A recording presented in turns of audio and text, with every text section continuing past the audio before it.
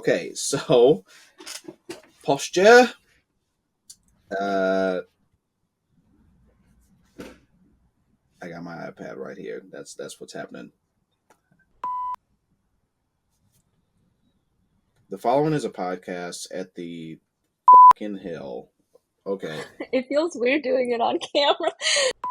The following is a podcast designed by people at the intersection of creativity and positive impact. Here, we dive into the creative process, good, bad, and pretty much everything outside and in between. I am your co-host, Javen, creator of, we'll call it a platform or entity called Lutopia, as well as an artist in St. Louis. And I'm your co-host, Anna, and I'm an art director at an ad agency right now in St. Louis, and then I also help to run St. Louis Design Week. And today we are sitting with Rosanna, who I'm going to let you introduce yourself. But we're super excited to have you first international guest of either STL Design. Oh, first international guest not in St. Louis I'm like, currently. this is the second Yes, English because we person. had this is the second international, third international, Wait, but wait, wait, wait, second, wait. I think third, it's right? Because we so. I think it might be the fourth. who was the First, other? first We outside of St. Louis, but Project Downtown. Those guys are from. Ooh, I don't want to mess that up. They're from the Middle East.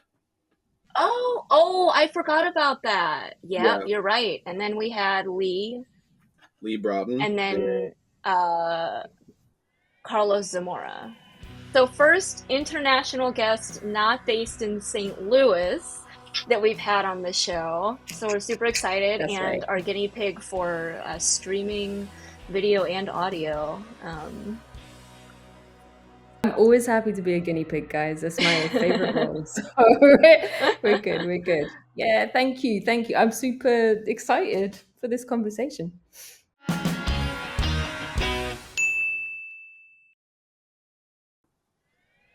Are you big into titles? Like, do you have a specific title that you go by?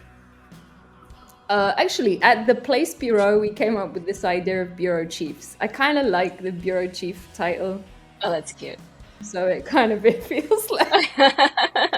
But the reason for bureau chiefs was that we kind of wanted to operate in this approach to saying we have bureau chiefs and then cultural correspondents, and we have this big network of correspondents and people who are local or who have their own area of expertise around the world, and then we got people who kind of all seeing and that's it. So that's in a place bureau context. But beyond that, I kind of would say I'm a creative director, I'm a designer.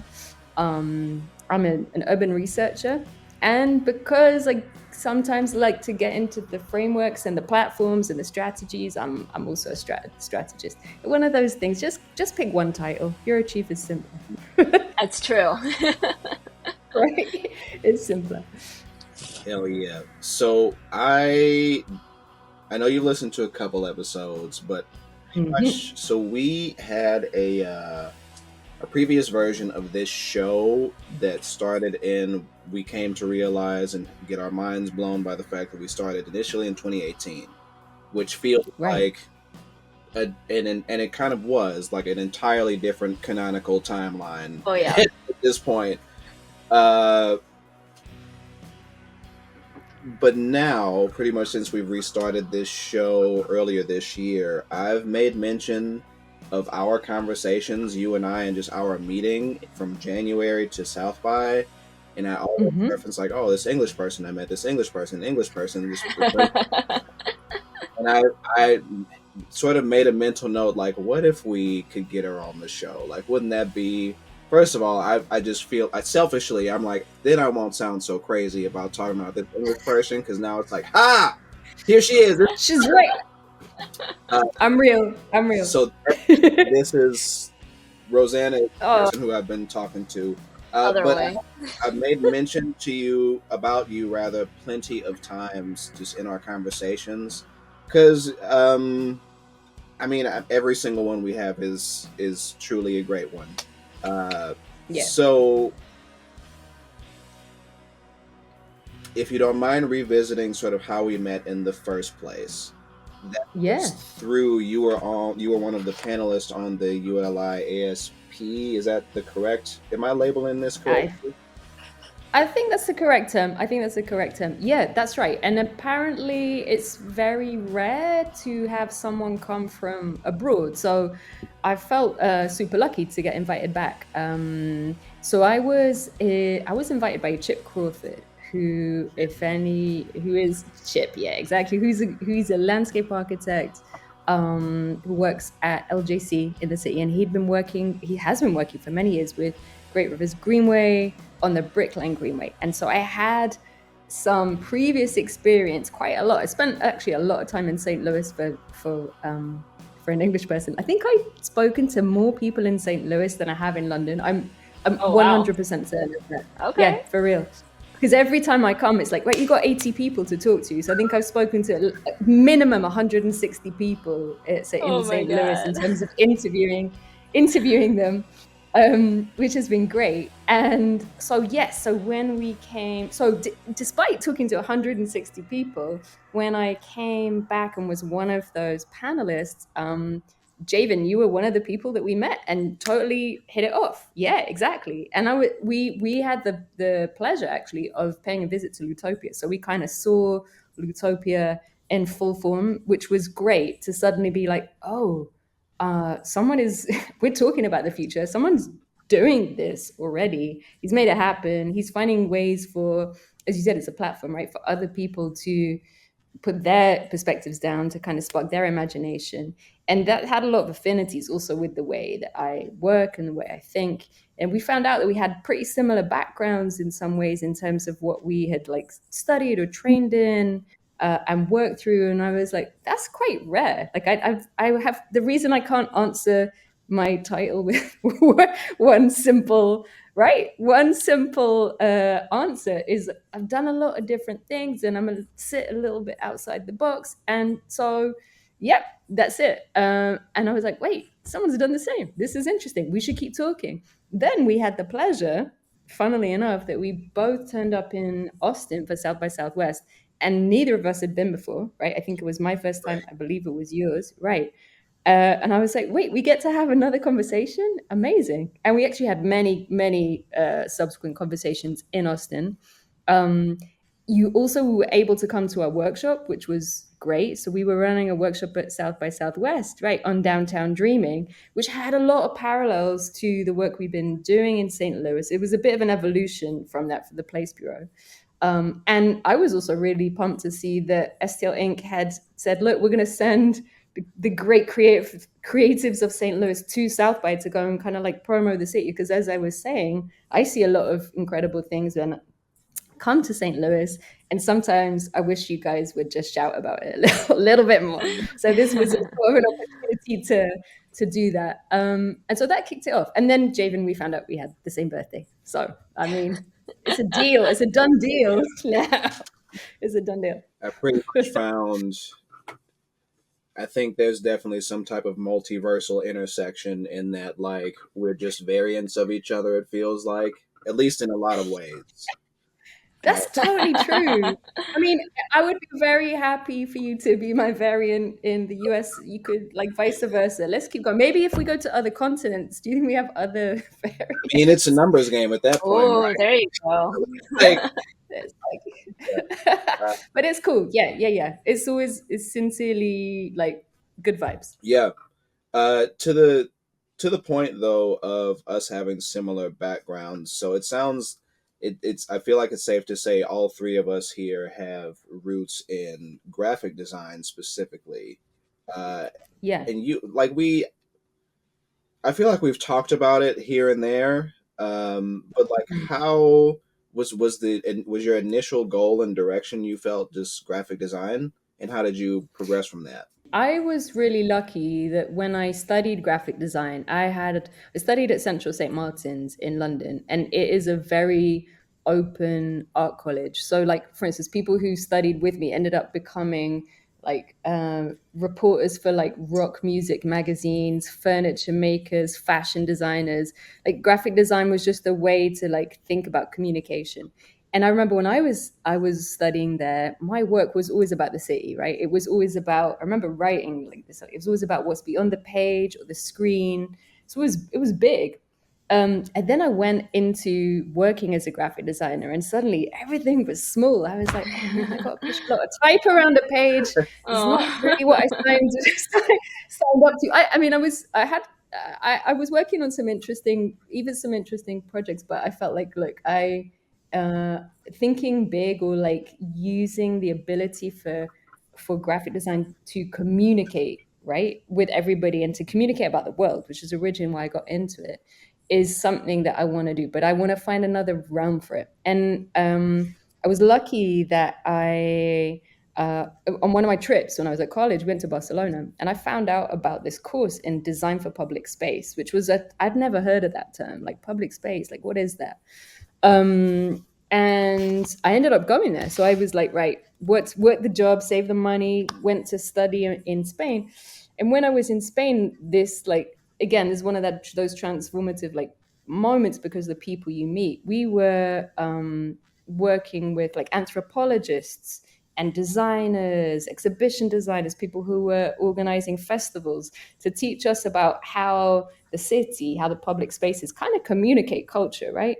And so again, it's like it's the same fundamental how we're communicating, but suddenly in so many different forms. I also on that course, I made a lot of friends from Latin America. So a lot of my classmates were Latin American, and they also brought a really interesting point of view, because there was kind of a strong social justice underpinning to the type of work that they'd done, and community underpinning. And that started to make me think, okay, how could we bring all of these elements together? But there's still no one was really talking about public space when I came out and tried to get a job. And so I again was lucky enough. If something's not working, I seem to just try and find another city to go to. Someone will be talking about it in some other part of the world, and that happened. So then I came to the States, and went to New York. And the thing about public space in New York, if you think about it, is like you got things like Projects for Public Spaces, based out of New York as an organization, right? They've been championing like the social life of the city since the 70s. So it seemed like a good place to try and take those skill sets. And then I was able to get into exhibition design as a sort of starting point, which helped me take that kind of graphic design, on to think about it in much more of an experience. And I can tell you a little bit about that, like the kind of projects I worked on. But that again was quite a pivotal moment to sort of say, all right, how do you think about experience in a city and storytelling, narrative? So there's always this thread of like how you communicate, how you tell a story, and how it just leaps off the page and the screen into something that's much, much more like visceral, really. That can move people, it can be really powerful. Yeah, I feel like I've had a few moments where you're like, oh, this is it. Like, this is going to make a decision for me, like whether I wanted to or not. And I think what's so great about those moments is that like it feels so good to feel like you fit somewhere, especially with graphic design when you start out. And like, I think we all probably learned in the more traditional way, and like you go out into the world, graphic design is this huge thing, which is part of the reason I became a graphic designer. So I was like, I wanted to be, like when I was a kid, I wanted to be an archaeologist, I wanted to be a fashion designer, be a journalist, I wanted to be an art history person, whatever that was supposed to be. And like I had all these things I wanted to do, but I was like, but I'm not good at I'm not good enough at memorizing to be an art history major. I don't want to be in the dirt all the time to be an archaeologist. Like, there's like all of these things where I'm like, I can't go 1,000% on that. And graphic design felt like a good way to kind of do all of the things, which is overwhelming. But then you get into actually having the jobs and like going to the places and meeting the people. And that's where you find your niche. And that's where you're like, oh, like this feels like it clicks. And like, that's a really exciting thing to just kind of let yourself open up and just go wherever like you feel like you maybe should go, or maybe want to go, or just have an instinct for. And then you're like, yes, if I had not gone here, I would not have realized this thing, or like this or that. Like, because Javen and I both worked at the same place for a while, and we did a lot of like exhibit design sort of stuff, and it's definitely not a job I would have expected to have out of college. I definitely would have been more, I would have assumed I would have been more advertising kind of bend.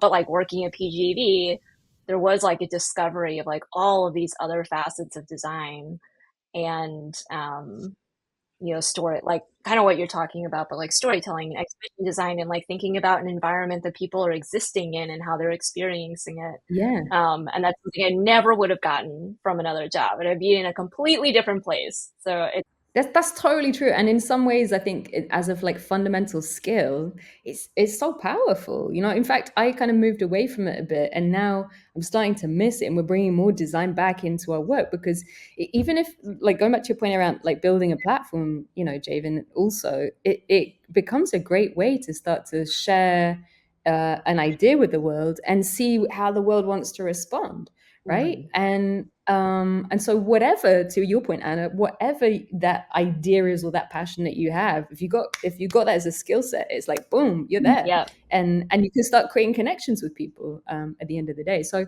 I think the other element actually that was really valuable is when I was working in exhibit design, I was working at a place called REA, who've worked on projects across the states. Like NAMAC is a big REA project, and they're really some amazing thinkers, right? Amazing doers. And because we were working on projects that had, let's say, like really complex, right, big subject matters, like around a subject like that, or human rights, or one museum was about tomorrow. Like, how do you make a museum about tomorrow? oh my God, that would be so fun. It was a lot of fun actually, but then it helps you also to figure out like how do you take something that's complex and like almost unpack a culture, break down the idea of a culture, break down all the stories, and help to organize that in a way that people can start to understand, right? And I think what we're trying to do now with the Place Bureau is sort of the opposite. It's like we're not there we had like thousands of years of stories and history to like pack into an exhibit, and here you're trying to do the opposite. It's like we're trying to figure out the culture.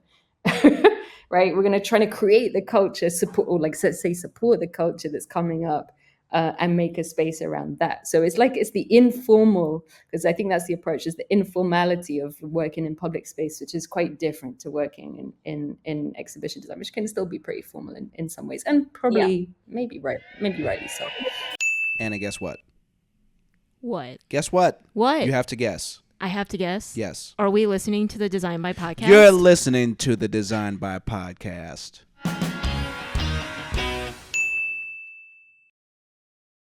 We're a team of researchers, of strategists, and designers, and our focus is on like finding new frontiers for places around the world. Which, again, that's a big title, but what it means is that we help like guide people. We use all these communication skill sets to help guide people to imagine their future places together. But to do that with greater insights, we bring kind of research capability into it. And also with impact, so that you turn that big idea into something, right? Into some kind of collective action. So there's a lot of parallels, Javen, in that respect with Lutopia. That's like one expression of it, right? As an example. And what it means is it kind of takes us to really very, very different types of places. I think that actually one conscious point is we didn't want to call it like the city bureau or like the urban bureau, because places are broader than that. We talk about the idea that placemaking is meaning making, right, in essence. And so people will value places that mean something to them, but very often we're called to work in places that for some reason are undervalued by some, right? And trying to sort of spend some time with the place and with people to figure out like what that meaning really is. And then how can we kind of find a better way for the built environment to express that? And how can we help put that into a vision to guide this group of people together? Because our work is like almost exclusively collective, to help people get there. And so, that's an important part. So which means we end up in places like Snæfellsnes, which is like a rural peninsula in Iceland, working with, sheep farmers and salad farmers and chefs, because they want to tell a better story about their particular region. Or we end up in like Parma in Italy, because the city is like you know what, we've got fantastic like culture here, but we're somewhat stuck in the past. We want to know how we can be more contemporary, and we want like creativity to help kind of save us and like propel us forward and shift our reputation as a city. um we end up in like the east end of London in like Thamesmead, which is a really interesting kind of neighborhood, working with their communities, and then also working with their like investors and senior stakeholders, and trying to figure out like how they want to shape the future of this place when they've got really different points of view, you know? So a lot of it, again, those communication skills come in. It's like, how do you broker these different voices and help them understand each other, but not in a way that's just beige, right in the middle? Because to me, the biggest thing is imagination. I think like when often if you're working, we're commissioned by lots of different types of people. So sometimes we're working in the cultural sector and we're working with a museum, and sometimes we're working very often, right, in with the city government. But when you get into that like built environment sector, things get, as you guys know, can get technocratic pretty quickly, can get jargonistic pretty quickly. And so it's really easy for people just to lose that sense of like, whoa, Remember that possibility. movie, like the train Jacob's scene going from up and I know, I down. was like, David just fell. that? Yeah. It's all right. But so the idea of big imagination is really important, to me, and helping people like pop that every day. So in fact, I sort of say this is like, I had long before I started up the place here, I had an intention to help people to see their cities through new eyes, right? And in often I think that's it. You don't always need to build something to unlock the value of a place or give it a different meaning by any means. And I think that's the very nice thing about coming from a graphics background, is like you can do something in a day and it can make a difference. I don't need to wait 20 years for you to go build that thing, right? So like if we can get them just that bit further to even open their mind to that possibility, that's a positive, that's a win. Yeah. Yeah, I work with a lot of tourism, like industries at my job, and there is something about, obviously those bureaus are run by people that have lived in that place for their entire life. They've lived and breathed these environments. And when you have like all of these opinions on what something should be, all of these thoughts, um, as someone internal, it's hard to like, it's overwhelming to have to sift through those and figure out from like just having like numbers and research about like blah blah blah comes into here. We have most people from this state. Like all of that is like helpful, but it's still hard because you're still seeing it from your perspective. So having someone like you and the Place Bureau come in and say like, okay, now we can look at it from like not only an outsider's point of view, but like a really really researched and like articulate outsider's point of view, and like we can tell you the things that are really impactful that you're already doing. And I think that that's so unique, and it's so hard to find because we're all just like stuck. Like I work with the Missouri Division of Tourism a lot, and like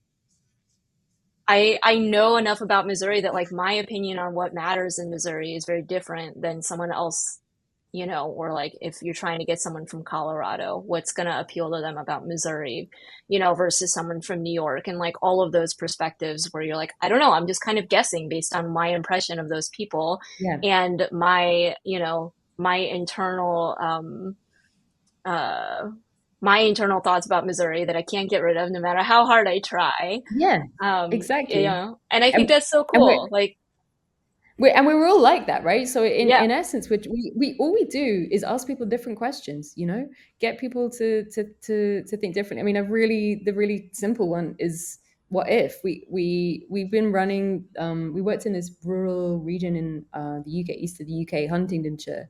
We had like a workshop of 100 people, and it was in fact it was on the hottest day of ever, right, in the history of the world, at least in England. That was the day that, so everyone was like, okay, the future's here, life is different, like what are we going to do about it? And so we had a group of people in the room, which were everything from like, people working with a health service, the police, someone who was working in a museum, someone working with like running a youth charity. The point is, lots of different points of view, kind of getting their heads together and going like, all right, well, what if for instance, if our landscape is literally heating up and we can't be in our market towns in the day, what if we had a nighttime economy? What if we had night markets? Like, what would that mean? Sometimes it's just really about taking those negative things and saying, okay, that doesn't have to be a problem or a challenge. It's a brilliant opportunity. We just got to shift. And I think a lot of it is about persuading people that it's okay to change. Actually, it's okay to change. So you're right. But it's a fun place to be, because you try to get people to think positively, even if you're trying to tackle a really big challenge, as a Do you starting point. find Exactly that. Exactly that. Obviously, they're asking you to come in to do something pretty drastic, but just knowing government organizations and bureaucracies, how often do you get like all right, listen, this is not what Yeah, we thought you were going to do something like this, and now you're going this whole different way, and like, oh boy, like this that's is not way what too we signed up far. for. Yeah, like Right, right, this is a right. This is lot not that what we you're signed up. asking for. Yeah. No. That it's a great question. You got to like test the appetite at the beginning and figure out how comfortable people are with thinking weirdly. I mean, what we often try and do is to, if we can create an atmosphere in a workshop that we're running, or you frame it in such a way that you're like, okay, it's a future studio. You're stepping in here, and we are taking a walk. 25 years into the future. You try and like do it in such a way that people are suspending disbelief for a moment, and then they can kind of step out of that and go, okay, do we want that future or do we not want that future, right? And so I think that you're kind of wearing different hats. In fact, we've been working quite a lot with this, where there's a point of like getting people who are bureaucrats to think differently. But we do a lot of local authority work, and I think we see people who perhaps at the start of our journey together, and I think we can say that, are like getting really angsty, because often they're also really worried about like, what does the community think, or like, actually, what does my boss think, and how am I going? I'm on the front line. If you're in a heated debate, you got community members who are pissed off, frankly, because I don't know, they've been mistreated or they've been promised something hasn't come their way. That's one of the challenges of working in this arena, is like, you are in the middle, and how do you deal with that? And I think a lot of it is about trying to set the ground. I mean, you guys are experts in this, so I'd be interested to hear your take. But like, how do you set the groundwork so that when someone steps into the room to think about that thing, they're not in a like ready to fight moment? Because that can happen. Yeah. That can happen a lot. That can happen a lot. And that in a funny way has been maybe one of you've talked about, you asked me a question before about like ups and downs, and I think that's been one of the downsides of like working in public space. You got to remember, everything is contested. And in a museum setting, if you're like, well, okay, it's the curators, it's the maybe some audience reps, we're okay. This is different. It's like everything's contested. So you got to be ready for that. In fact, actually, I remember when I came to, but again, I think there's always answers, and you don't find the answers looking in the obvious places. I remember coming to St. Louis in 2019 when I was working with the Brickline Greenway, and on our weekend there, going out like seeing the city, and we ended up going to the Pulitzer, right, museum. Am I right in thinking that? And there was an amazing docent at the museum, and maybe you guys know him. I cannot remember his name now, but anyway, he Probably was very not. kind. He opened up to it, and we started chatting, and he told me that he used to be a cop in the city, and actually he was a hostage negotiator. And Oh, I was like, wow. wow. And so he taught me through the process of how you negotiate in a situation like that. It's not what you expect when you walk into a museum, right? Necessarily. And I remember going back to the GRG team and saying, look, you have the skill sets in the city to help people with conflicting opinions figure out how to find some common ground. But we need to look in different places. And that's one of the things I really value about talking to lots of different people, and always giving everyone the times. You can learn so much. You just got to that's an advantage of wearing different hats, right? It's like, okay, well, how could a hostage negotiation, what could a hostage negotiator teach us about this situation? And they could teach us a hell of a lot, for sure. Oh, Um, wow. Go visit the Pulitzer. He may still be there. I was gonna say, Anyway. now I want to ask Kristen who her, like, which curator used to be a hostage negotiator. I'd like to ask some questions. But the point, I think within St. Louis, you have like, because there's so many different types of people, right? There's so many different types of communities. You have like all the skills within the city to learn from. It's one of the things I've really enjoyed is like meeting so many different types of people in St. Louis, and every conversation I Yeah. learn a hell of a lot. So Yeah, I've been circling around, Rosanna, what you were talking about, like how one cultivates a room in such a way or positions a room in such a way that people don't feel so apprehensive. yeah, That's a great question that I still don't have the answer yeah. to. But um I don't know. Like we just Lutopia just had a workshop about a month ago, and that Hmm. might have been the thing that I was thinking about the most, is because like it ended up being 45-ish people, in which a lot of different types of folks. I mean, Right. everyone.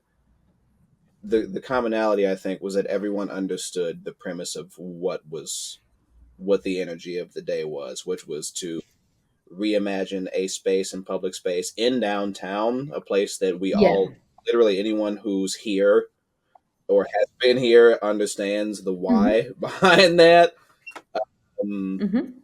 but I like my gut wants to say, I Yeah, think yeah, in part setting expectations, very clear and concise expectations. But then again, the best laid plans.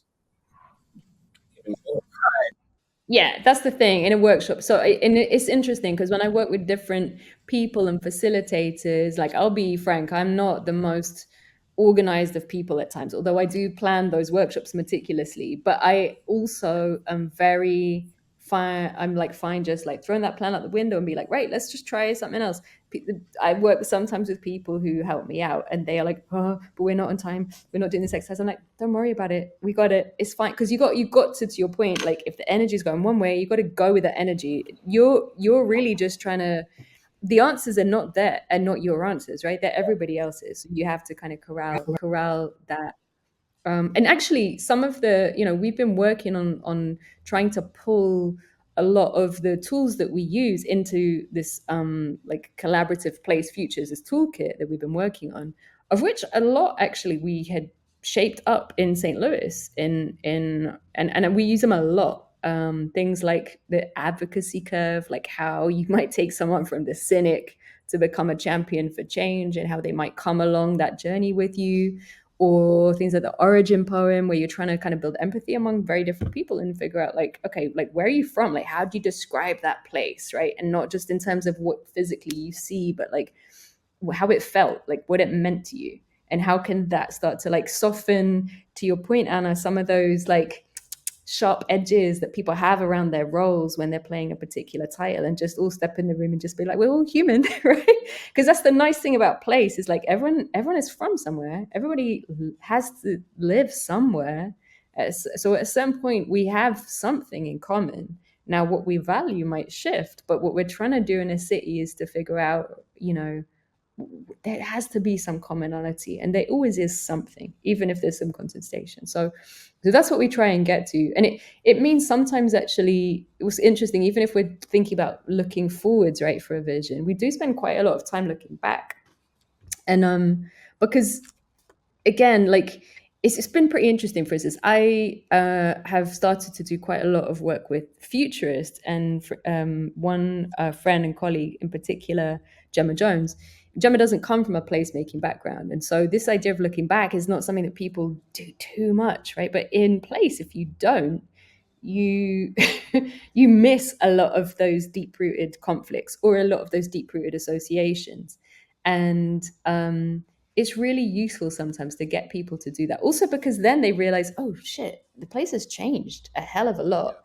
And so for that to change again in the next same period is okay. It's actually part of the dynamic of the city. And a lot of it is about helping people do that.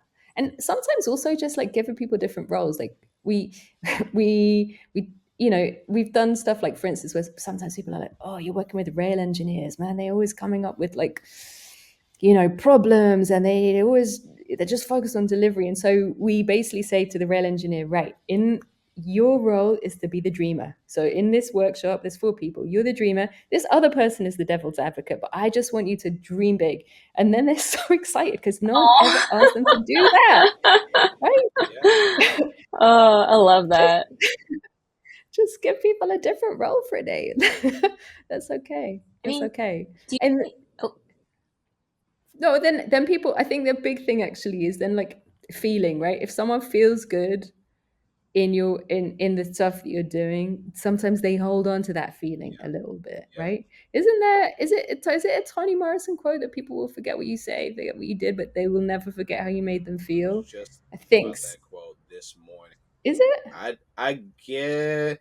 Is it Maya Angelou or Toni Morrison? It's Maya Angelou. It's Maya Angelou. You're right. It's Maya Angelou. Correct. Yeah. We'll fact check that, but I'm pretty sure you're right. Yeah. I'm pretty sure you're right. And I think that's it. So like feeling first. I'm with you. Anyway. Hey, I don't want nothing. You're just listening to the Design by podcast, as you were.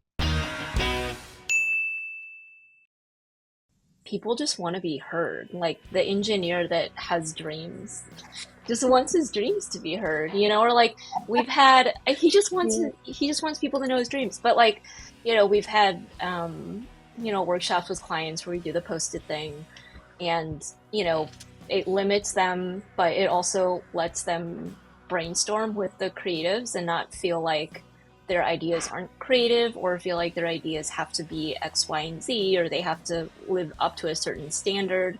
We're all doing the same thing. We're like all on the same ground level, and like they just want to be heard. Like they just want to they want to contribute something to feel like they've been part of the process. Like I think we run into that a lot, where it's like, I don't know if you really want this change, but like you just want this change because you want something that you said to kind of be a part of this as like a baseline of this. But like, in terms of talking to the community, in terms of like talking to all of these people that are like having to work within a system and all of that, and like, there's a million opinions everywhere, but if you've taken those opinions and you've said, I hear you, this is the opinion that was the loudest, kind of, this is the one that had the most consistency, this is where everybody was concerned the most, it gives it a different perspective than just coming in and saying, my impression of the city is this, or like, I talked to like 3 people and this is what they complained about. I think just that level of participation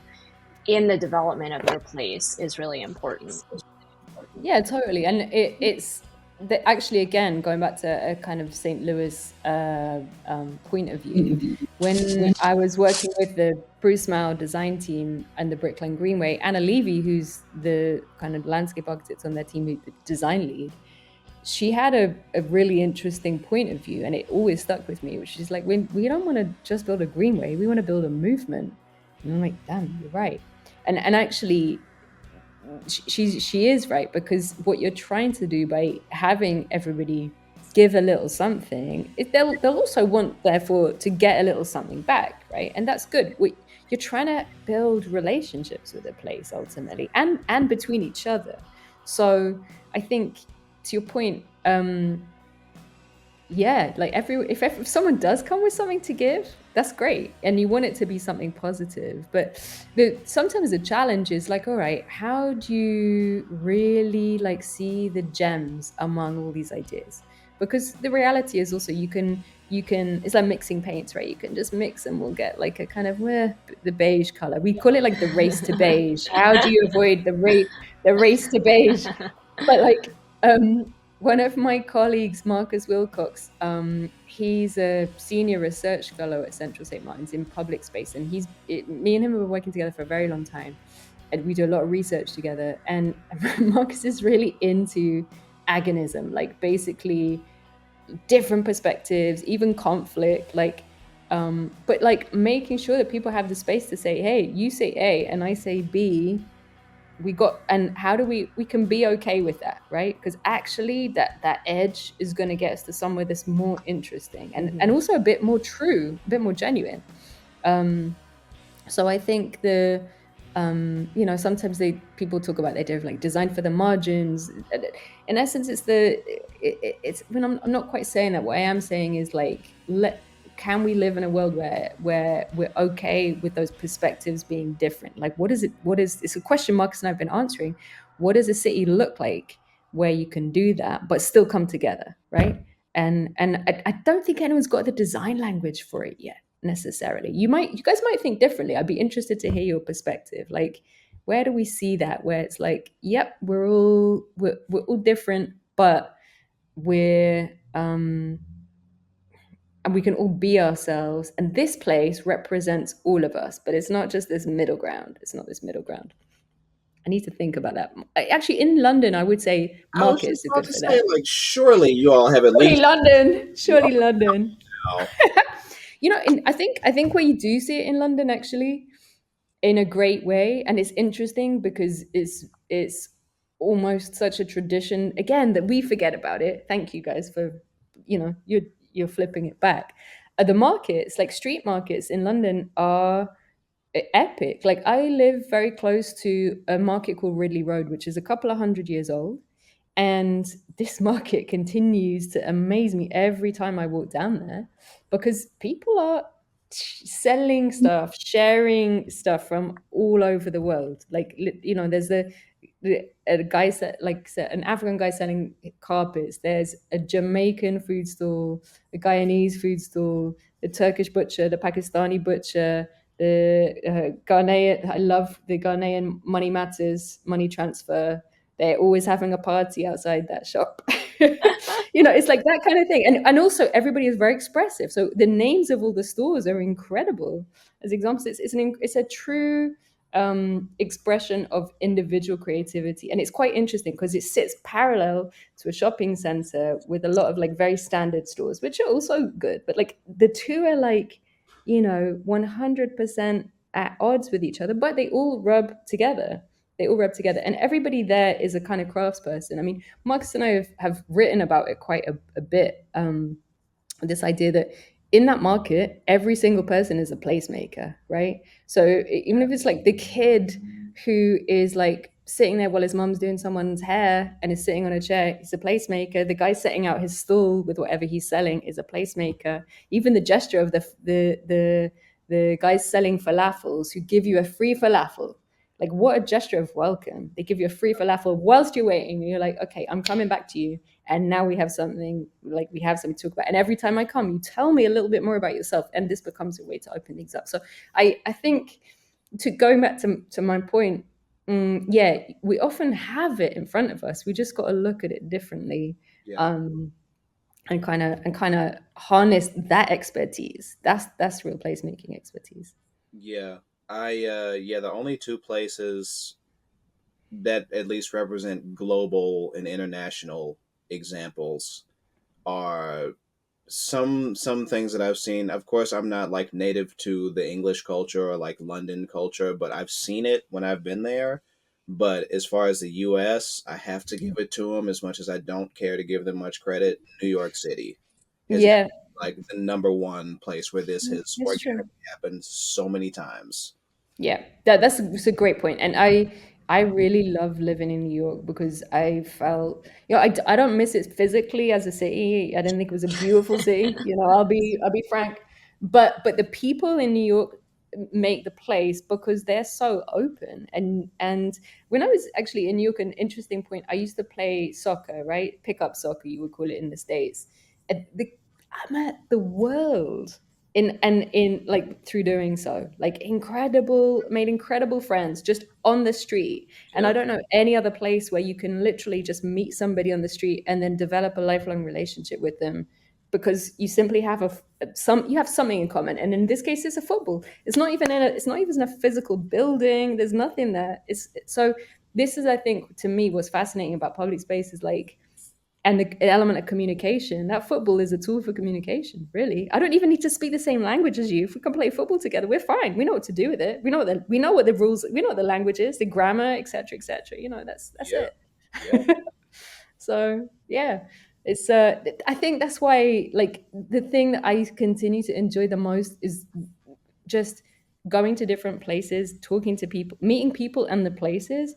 And I am never, I'm always so energized by that, because to be honest, it's just a reminder of, like, "Ah, the world is fascinating." Yeah.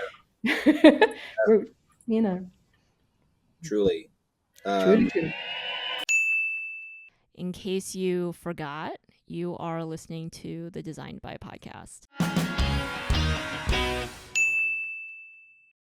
I personally really enjoy working in the US, because I genuinely find people are like, okay, let's do it, let's try it. Like, things happen. And I also think that there's and I might be wrong here, but in my perspective, people are quite honest and open about some of those, at times, conflicts, right? So, which can be around, like, power, around money. They're all the realities of working with land, power, money. In essence, it always often comes back to ownership. But people in the States, I mean, the ULI panel was a great example. There were some really smart thinkers on that panel who were like, look, let's be frank about this situation, but we've got some solutions. We can be both commercial and socially minded, and find a way for the whole city to benefit, and the people who bring some cultural cachet or who bring creativity to benefit financially too. And so those conversations in the UK or in Europe were a little bit shyer. It's like, let's just be more direct about this, guys. That I would personally prefer. And it can get a little more bureaucratic. But I found, as an example, the flip side of that is that sometimes in the UK or in Europe, we explore lots of ideas. So that slower process means, like, okay, we're not going to jump on, like in America, it's like, okay, especially in New York, right? They're like, we got it, let's make it happen. Boom, tomorrow it's done. You're like, wait, oh, okay. So it means that first idea needs to be good. In the UK, it's like, man, we're not sure. Okay, but they'll go through lots of them. The danger is maybe none of them will get done, but you will spend some time, right, working through the motions and selecting and making sure you've got different perspectives on it, and that's a plus. And so I think that dynamic is different. And I think one of the reasons that when we set up the Place Bureau, we worked with this model of, like, bureau chief and cultural correspondent, is because in we're really conscious that in every location, and I won't even say country, because, like, St. Louis is very different to New York, is very different to Austin. The cultures are totally different. So let's not generalize. But it's to understand, like, what's the dynamic, what's going on in that city, how do people make decisions, what's happened before that might have caused that dynamic, where are the pluses, what are people really good at. And so we always try and find someone local to work with. And I think with the ULI, that was the case, that we had, like, local people on the panel, national people coming from around the States, and then myself with an international point of view, just to say, look, there are some other great examples you can look to. It can be done. So when people are like, no, you're like, yep, that's basically it. And a lot of the time it's like it can, like, put it in front of someone, and they, that enthusiasm can build. But I mean, even here, for instance, now we're working with some quite big institutions. Like, we're working with the Crown Estate, who, it's basically like the king. It's quite nuts. They own a lot of the land, and even the foreshore. So they own, like, the coastline, a lot of the coastline in the UK. But the interesting thing is that they're kind of set up to create shared prosperity for the nation. And so in some ways, they're transforming from being quite a traditional institution. They've got some new leadership that are actually thinking in a much, much more about, like, this social and economic dynamics, and, like, looking at this in a much more equitable way, also in terms of landscape, because they own so much land. And they're starting to come with us also on this journey and go, like, okay, wow, like, they're doing some really innovative thinking. And I think it's just about, at the end of the day, having an open enough culture to say, okay, we don't know necessarily where, we're headed, but we're open, and we know that we're not happy with the status quo. So, like, we'll show us some different ways, and we'll try and make that happen. But yeah, culture change is a big thing. It's a big thing. And I need some help sometimes because I don't have all the it's only so far that communication design can get you, if that makes sense. It That definitely makes does sense. make sense. I mean, I'm gonna flip that back to you, that you've traveled a little bit also, and to say like, what do you think is different about the culture in St. Louis? Or is that a good thing or a bad thing? Um, because you've spoken to a lot of people now. Like, what makes it unique in terms of like the way that people work? Is that a bad question? It's a great question. I just don't know that I have a good thing to say. Uh, Right. and I'm certain that Anna and I have probably similar trains of thought on it. So, let's see. I think the key. Oh, am I comparing St. Louis to London, or No, no. just I mean, just in just to sort of say in St. Louis, like, because I could talk about the vibe in London, good and bad, right, of yeah? working, and like, what's your perspective in St. Louis? Like, We're just slower, I think, and I wouldn't say that it's good or bad. It certainly feels like it's closer to, if it's a linear spectrum, it feels like it's closer to bad than good. Uh, right? because at You won't be as slow as London, trust me. Like, I was gonna honestly, say I, the irony of you being like, "Oh honestly, man, there's so much bureaucracy, like we can never get any." And I'm like, "Well, I don't know. We kind of yeah, I but the mean, thing is yeah, that I mean, you all quite literally. I mean, you're truly a global city, truly. no, that's true. So One, yeah, with that, I think it's permissible that there's a lot to consider. The right, true. monarch, the leading monarchy of the planet of the last I don't know how long, right? Certainly, I mean, obviously, this country formed as an offshoot of you all, right? Yeah. So just to say, you all have been had skin in the game a lot longer than any of us have. Uh, so I say that to say we're slower in a way that I think isn't sensible, um, or actually rational. I think it's a lot of, to your point, Rosanna, of trying different things. I think we like to pass our slowness off as that just to feel like we're covering all bases. And in some cases, yeah, that's truly warranted. But at this point in time, I think it's just a matter of I think there's a lot of I fear don't. involved. Well, there's a lot of fear. Right. We're in the center of the country. We're a city that has a rich history of misdeeds and of course, all cities. Hmm. But it with such a massive population loss like St. Louis has had, I Yeah. think it's a lot more glaring. Uh, No, that's true. It's like the numbers count, and basically, yeah, the yeah. numbers count. Yeah. So I think just so many circumstances have informed uh, just this natural cynicism that I think a lot of myself included, a lot of St. Louisans have, Mm. which leads to, to Anna's point, fear, distrust, anger, violence, vitriol. Now that's not the city in a nutshell, right? But Yeah. in terms of systemic operations, Yes. uh, it's I feel like at this point, our system of doing things in our actual culture, the creative culture, Hmm. those of us who like to do good stuff and cool stuff here at all types of levels, Hmm. are pretty starkly different, which is something that we are every single day talking about, wrangling with, hopefully improving in time, which I think it will. But there's, I think, truly like a cultural clashing in that sense, in St. Louis for now. No, and I think, in St. Louis, sometimes those differences are starker than in other places, but Yeah. they're not alone. I mean, we were talking, I wrote about this the other day, about the notion of trust. A lot of the work that myself and Marcus have done has been about how you build trust between people, and actually how your cities can be shaped to actively encourage that. Like, we've had riots across the UK the last week, which in some ways people surprise people. In other ways, I'm like, well, it's always been latent. But like, the point is, how could you design in a multicultural country? How could you design a city or a place to totally dissipate that fear, right? What could be done? And you got to start, because those processes are slow. What Yeah. can you do in the intangible, in the ways that people get together first to be able to shift that? How do you, and maybe that's where our hostage negotiator comes back. It's like that person is building trust between two people who don't.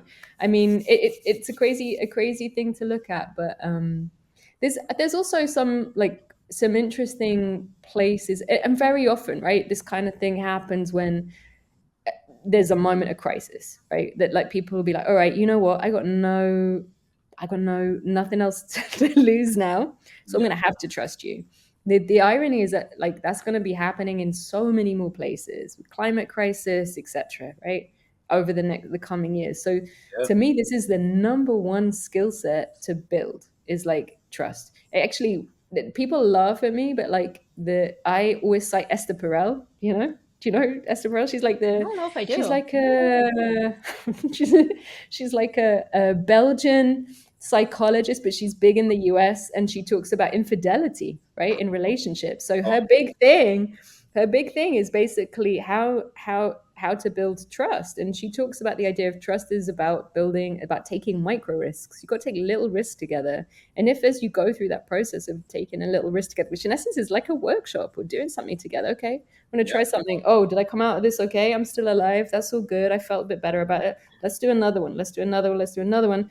Let's prototype something, a physical place, whatever. Is that okay? Maybe. Let's keep going. It doesn't always work. And actually, I mean, we when we were in St. Louis, we talked to some people through the process who were trying stuff, and then for some reason or other, sometimes things get shut down. That's difficult, and I know things fall harder, right? Um, but ultimately, it's about everything comes back to relationships, and so it's like, who are the best people at building relationships that we could learn from? Um, I do feel like that, Rosanna, that whole South by Southwest experience was truly like, you it know, was nuts. it It was was nuts. nuts. And I really, I feel like I've expressed this to you a couple times, and to you for sure, but I definitely realized just, as someone who was not born in St. Louis, but my entire family, my lineage, as far as I give a shit about, respectfully, um, is from St. Louis and has been in St. Louis.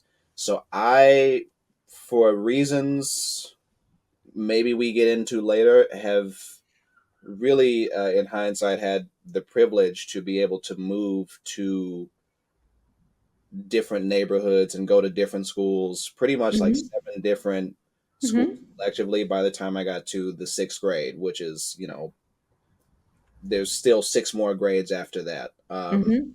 So having gone from one type of demographic, which is North City, which is where I'm like Mhm. nationally from, uh, Mhm. to pretty much out to West County, the more affluent, Mhm. financially affluent Mhm. areas, is just like, okay, so I've met a lot of different people, and what I have learned for sure, and then just going all the way up to like the travels and South by Southwest, is that it really is, I guess, merging what the two of you have been saying, like it is relationships as well as people, just feeling like it just feeling like they have, I think, a core function or some semblance of a purpose in a space, in a That's true. relationship. Uh, so with that said, it really all just kind of came to a head when we were at South by, and I was realizing just everyone, the commonality that we discussed was that everyone has a story to tell. Everyone's telling a story, and some people here are pitching it at the highest level. And Mhm. whether it's a film premiere or a product or whatever it is, that's the commonality. So like, just thinking of relationships, and um, one thing I often wonder is just like, all right, so what is, well, actually, taking it back. So, to the point of trying things, like who are the cultural or relationship builders, I feel like that's where we are now in St. Louis in Yeah. some ways. Uh, Yeah. I don't know that it's at a point where most of us would like it to be, but it's certainly, and I can say this confidently, it's certainly better than it was even, we'll say, pre-COVID 2019. Yeah, look, I had not been back to St. Louis since 2018, 2019. And I know you guys say, oh, it's slow, but I was like, holy shit, they've built a lot of stuff, right? Now, Yeah. that can be because it's like, one, I don't know, like one developer has gone full force with something, doesn't, whatever, but things had changed, at least in my perspective, more than they had here. And I think the other thing, going back to your point about this cultural, let's say, schism, if that's the right word, Schism. is Good is that word. the right word? Word of the day. Yeah. I'm like, oh yeah. But is again, like, if let's put it this way, if like if the what's if things are not working in terms of what's working at the top, or like systemically, what you do get in St. Louis, and was evident when we were there with ULI, because we talked to so many great people, was like people were doing stuff, and they were figuring out like what that common ground was, whether it's like running, like, okay, I just want to go out, buy some shoes. I think we met Ricky from STL Run Crew. Yeah. We had the same Yeah. sneakers. I was like, oh, there we go. We were like, we got the same sneakers. Anyway, the point being, he went out one day, he was motivated to go and just start running and then bring people with him. Okay, that's like one great example. We met incredible chefs, right? Who were just like doing their thing. Their connection was food. We met people who were into organic farming, who were into like there's so much stuff happening around the city. And to your point, it's the numbers are not like huge, right? It's not a huge population at the moment. So what that means is, put it this way, per quota, the quota of people doing cool shit in St. Louis is higher than in another city. You've got to look at it that way. And for various reasons. Sometimes those reasons are you can do stuff with what's on your block. Sometimes it is because land values are cheaper, but at least you can try something out. Yeah. you know and so I think that is the positive thing to remember. So the question is, how does ground up stuff make a difference? How does it galvanize? How does it shift the system so that you don't have to, because it's hard work. And I know you guys were talking about this the other day. It's like, man, okay, doing this other thing, did anyone show up? Maybe not as many as I'd like. Did I move the needle enough? Maybe not. So that's where everyone needs some help, right? Everyone needs some help. It's like, give me a little break for a while, but let's keep the thing going. Let's keep it going. Yeah. Stop. Collaborating. No, I'm playing. You're listening to the Design by podcast. We're always cooking up our own projects.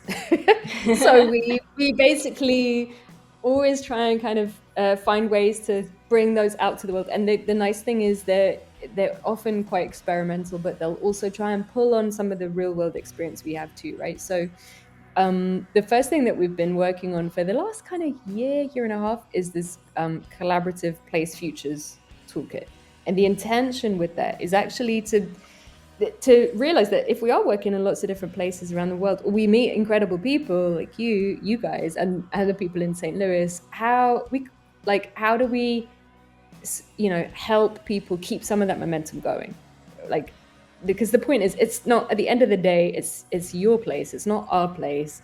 People are pumped when they leave a workshop, but like, how do we make sure that doesn't dissipate? So the toolkit has been put together as a way to draw together like those interesting processes. And it also, the intention is to help people think very much about futures, because what we realized, if you think about something like transition, places in transition design, very often you're looking at placemaking and it's for today, but in 5-10 years we're going to be in a very different world. Like what's going to happen in the US, guys, like election, what's going to happen? But you're not alone, right? Everywhere's changing. Yeah. Don't even, it could be positive, Javen. It could be. The point is, we don't know, right? So how do we get people to collectively to take decisions and move forward? And this draws tools from foresight and placemaking, brings them together. So that's one of the things we're doing. And off the back of that, then we've been doing quite a lot of work recently in more rural areas and or in cities, but with a focus on nature. So we're going to be bringing out a book relatively soon, in September actually, called Natural Futures. I will send you guys a copy. We Yeah. do mention St. Louis in there, as you're in everything we publish. Yay! Pretty much. The Brickland Greenway is in there. And we've been able to interview and bring in a lot of contributors that we work with from all around the world, from like Rajasthan and Pakistan and Iceland, and to bring together some of that thinking about this sort of shift in mindset. And part of that is also our work along the coastal futures. So like I put it this way, it's about the future is the future. And I think in addition to that, just making sure that like beyond all the talking, we can start using design, going back to design, which is ultimately the point of this podcast. So we're bringing in more design kind of capacity and capability, and actually trying to get back to some of that roots of graphic design and spatial design to say, let's take out of these strategies, which are great, but like, let's make it happen in a city. And can we use those design tools like graphic design to actually make something happen and not have to wait 20 years for it? Because, okay, we love the future, but we're also impatient. And like, the more we can into a show me state like Missouri, the more we can show that something's happening, the more we can bring people with us, and that might be positive. So yeah, I mean, it's excited. always fun to like see result. Like you want to see what you're working on, and it's frustrating when you're like so ramped up about something, and you're like, oh, the timeline is 10 years. 20 got it. 10, 20 years. Okay. we can make things happen quicker than that. So yeah, and we should find an opportunity to do so. So and you guys are very welcome to come to London anytime you want to. Javen, South by Southway this year. I now may not be the time, but I definitely wanted to follow up with you on that. We'll talk about it. Anytime you're welcome. Anytime. You too, Anna, for sure. All right, let's road trip to take DesignedBy on the road and on the plane and the boat. Oh, like what? We're gonna drive. Make it across the pond. Yeah. You are super welcome, guys. So yeah, I would love to catch up with you anytime soon. But thank you. This has been an epic conversation. Yeah, I could talk about this stuff forever, honestly. Like this is just I love talking to Javen about this stuff, so it's cool to hear every time we get to hear other people talking about it as well.